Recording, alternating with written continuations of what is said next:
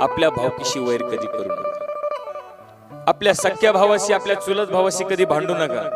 1.5 फुटाच्या बांधावरून ज्याच्यासोबत आपण भांडलो, ज्याच्यासोबत आपण वैर केलं, आपण मेल्याच्या नंतर आपल्या तिरडीला खांदा देण्याकरता सर्वात अगोदर तोच पुढे येतो। महिला मंडळ, शेजारीनबाईच्या अंगणातला कचरा उडून आपल्या अंगणामध्ये आला म्हणून आपण तिला किती शिव्या दिल्या, किती भांडलो तिच्याशी, पण आपण मेल्याच्या नंतर सर्वात अगोदर पाणी त्या शेजारीनबाईच्या डोळ्यात येतं। आपण त्या देशामध्ये जन्माला आलेले माणसं आहोत, ज्या देशामध्ये आपला वैरी जरी मेला ना तरी आपल्या डोळ्यामध्ये पाणी येतं। मग मला सांगा, मेल्याच्या नंतर एकामेकासाठी रडायचंच आहे, तर मग हे जिवंतपणी वैर हेवे दावे कशासाठी? लहान असाल तर मोठ्यांची माफी मागायला शिका, मोठे असाल तर लहानांना माफ करा।